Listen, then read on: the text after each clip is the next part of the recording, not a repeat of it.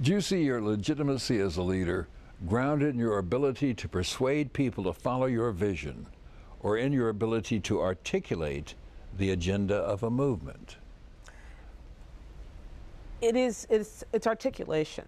I don't necessarily think of what I do as leading a movement, though.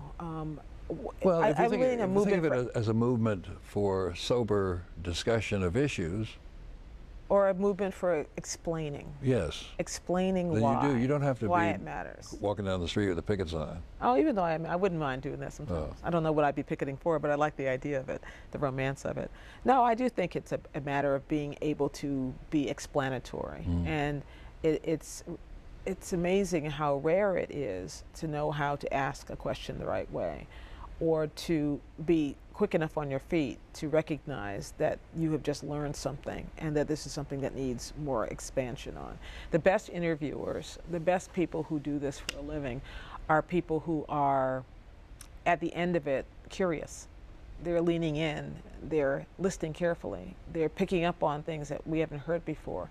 If you're bored by your own conversation, people at home are going to be bored too. So that requires, over time, a certain amount of accumulated skill.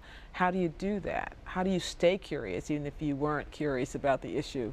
I mean, I come to work every day and I'm very likely to get an assignment about something I never previously cared about. But by 6 o'clock, I have to communicate to the folks at home that this is important and this is why. How do you get to care about it?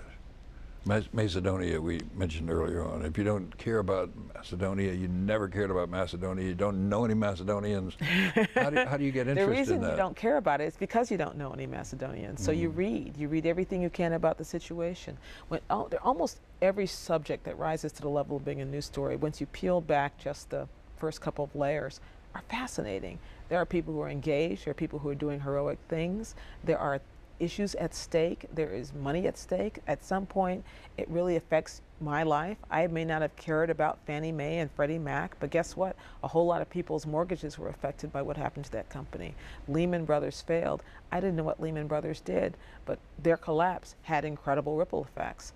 So it's just re-education every single day, getting to the bottom of it, finding out why it matters. Has there ever been a case where you couldn't find out where it mattered? Yes, there has. I'll never tell. Okay.